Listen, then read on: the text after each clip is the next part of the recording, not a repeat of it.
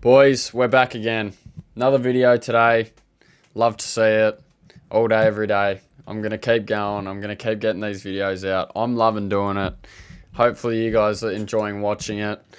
Today, I'm going to go through who I believe is a contender for the championship this year. As we all know, regular season's coming to an end this week. We've got about a week's worth of games left, 6 days, I believe.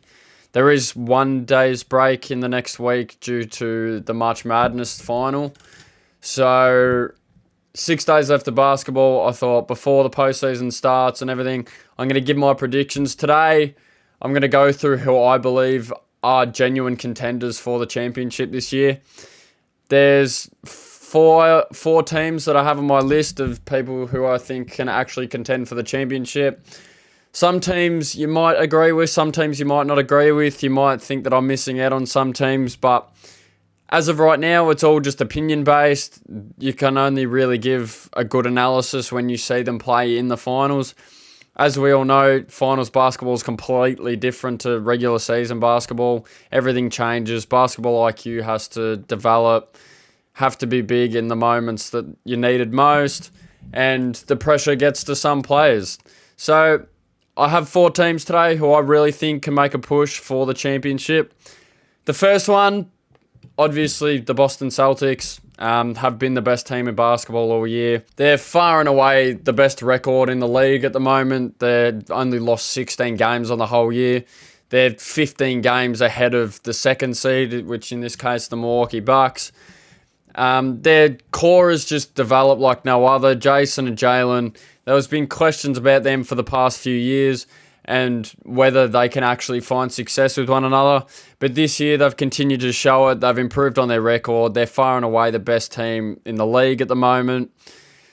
The supporting cast, they have a random getting Drew Holiday for, as LeBron James said, a pack of Lay's potato chips. Porzingis, got him in a good deal, free agency.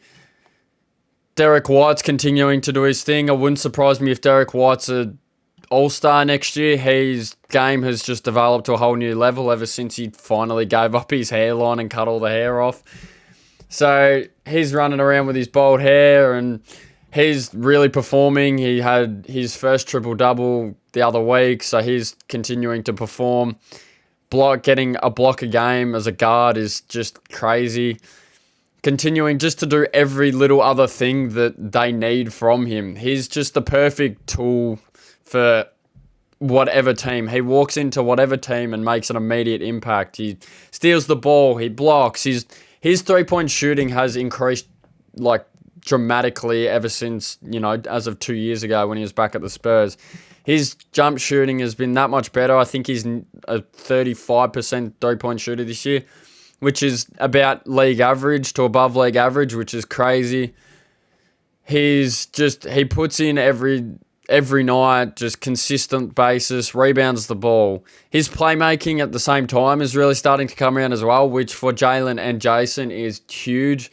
He's able to find them for easy buckets, and some of the assists he gets is just him passing off to one of the Jalen's to, make a tough shot or do whatever they do. But their team, I don't see a reason why they can't be contenders for a championship. A lot of people do have them as the favourites at the moment because, for understandable reasons, they are far and away the best team in the league right now, playing-wise. The only really concern I can see for them is they've been in the playoffs for the last 7 or so years, and they've had the same result every time. As we all know, they made it to the finals a couple of years ago against the Warriors. They ended up losing that in 6 games, and ever since then, ever since 2018, I believe it was, they've been in the conference finals like every year since. So the one real concern for them is they just really need to capitalise this time. They lost in 7 games to the Heat last year, as we all know. So they just really need to capitalise this time. They've got probably their best opportunity they're going to get a long time, having the veteran presence of Drew Holiday in the locker room, having a tall guy who's serviceable, can protect the ring and also score the ball in Porzingis. Their bench is a lot to be desired, but I really see like Sam Hauser can give you decent minutes off the bench. Peyton Pritchard can come off and give you 10 minutes of scoring. Not that he's really good defensively, but he is going to give you that scoring. And yeah, the Celtics, I don't see a reason why they can't win it. The next team that I have on my list of contenders is the Nuggets. Currently the 1 seed in the West at the moment. They're come off a championship last year. They started off reasonably slow due to the hangover that can come from winning a championship, but they've really kicked it into gear, got their record right, now the 1 seed, so they're going to have home court advantage for majority of the playoffs. They're playing some of their best basketball. Arguably, they have the best starting 5 in basketball compared to the only other really comparison we have is the Celtics, so we just mentioned before, but Contavious Caldwell-Pope, veteran presence, can shoot the hell out of the ball and can also play like beautiful defense. Jamal Murray, we all know what Jamal Murray is capable of, what he did a year ago in the playoffs. He's just a dog. Jokic, probably close to undisputed best player in the world right now. The MVP award's all but his, considering what might go on with Luka is the only realistic change that I see happening. And Michael Porter Jr. and Aaron Gordon, they're just side pieces that they just need. Like Aaron Gordon, roll to the rim, get that lob from Jokic. It works every time. Get that little duck-in pass. It's a consistent basis. They work at every game. Aaron Gordon's always slipping in, getting the dunks. And Michael Porter Jr., we all know the memes that came from Michael Porter Jr. last year with Never Swing the Rock Jr. and so on and so forth.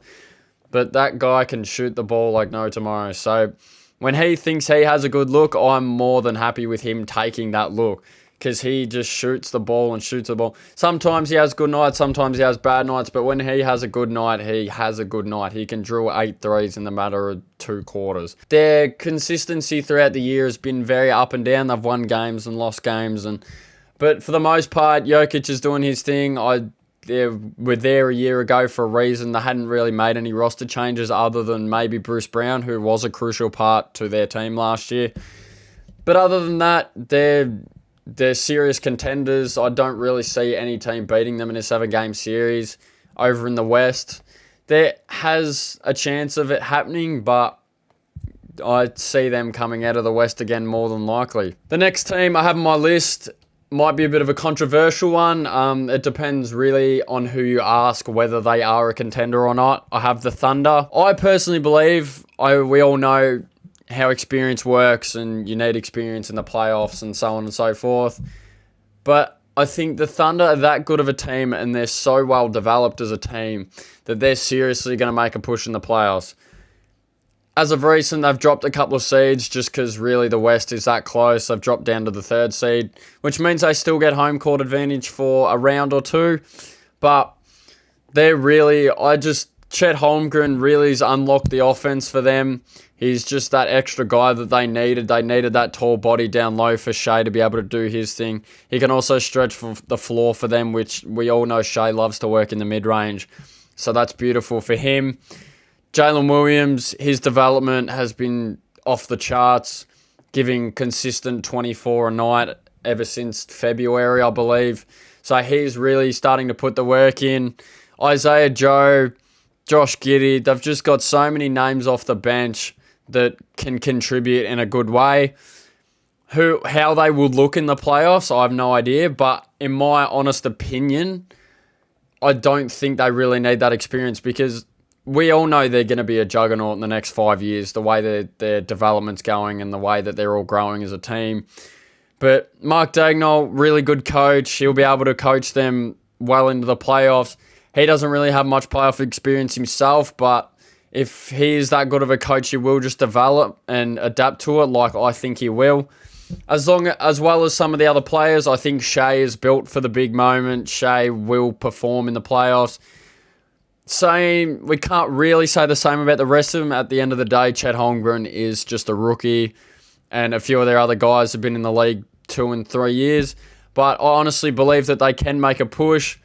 Whether you guys agree or not is a separate argument, but I do see them making a push. They're one of the teams that I see really testing the Nuggets in the playoffs. The last team that I have on my list is the Clippers. The Clippers have been very up and down throughout most of the year, as most of us probably know. What I've seen from that roster in the spurts that they have won games, it does show me that they are in contention.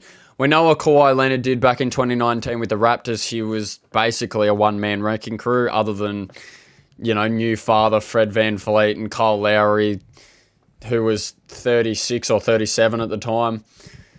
He's just a one-man wrecking crew. Himself can win you a series if he is playing a full series and can really change the way that the series is seen. Paul George, plus defender, that's really what you need when it comes to the playoffs. Defense really locks in during the playoffs. So he will be a crucial part of that. James Harden started to look a lot better. We know what James Harden tends to do in the playoffs, but I'm not really going to speak on that. He's going to do his thing. James Harden he looked good for Philly in the playoffs last year, so hopefully he can transfer that ability into this year's playoffs, because we know he's got a bit of a history with playoffs and that sort of thing, but I'm not really going to get into that. The Clippers, Russell Westbrook off the bench as well. He's proven to be a plus player in the playoffs. He lives for the big moment. We all know this. Ivica Zubac's one of the better big men in the league. He'll be able to stop, the Jokic's of the world and the Chets of the world and really put pressure on them. So they have the tools. Norman Powell off the bench has had a really good year. If he were to be able to transfer that in the playoffs, that'd be massive. They've had an up and down year. We all know how they started when James came, lost 6 or so in a row, but then ever since then they won 20 out of 22 games or whatever it was, which gave them the 4th seed that they're currently in. So I really see them making a push. It really depends on the health of a lot of guys. We all know they're all older and they're really an old team. And to be fair, their roster is built as a bit of a championship or bust roster. Russell's old and is not going to be in the league much longer. Same with Kawhi, same with Paul George, same with James Harden. These are all older guys that probably have maybe a few years left in the league. So they really need to, lock in and really make a press this playoffs, because I don't really think they run it back too much. I'm not really sure what their contract situation's like, but I assume some people would be on expiring contracts and so on. So they've really got to make a move now. One team you guys are probably thinking I've completely skipped over is the Milwaukee Bucks. I'm going to quickly touch on it. The Milwaukee Bucks, I think, have looked very lackluster as of recently. They've been on and off and on and off. And I know that's due to injury. Dame's been out some nights. Giannis has been out some nights. But they're too inconsistent for me going into this, stretch of the year. This is the time where they've really had to pick it up. And in the last week, they've lost to the Raptors, the Wizards, and the Pistons. Some of the worst teams in basketball. So they can't really be dropping games like that at this point in the year. They really need to be getting into postseason form, and they haven't been able to do that. I trust Giannis and I trust Dame, but I don't have a whole lot of trust in the rest of the team. So if Giannis goes in the playoffs, carries them and gets them all the way to conference finals and championship, I'll eat my words. But from what I've seen as of recent, they've just lost too many easy games for me to really put them in contention. The other team that I was really close to putting in contention before all the injuries happened was the Knicks.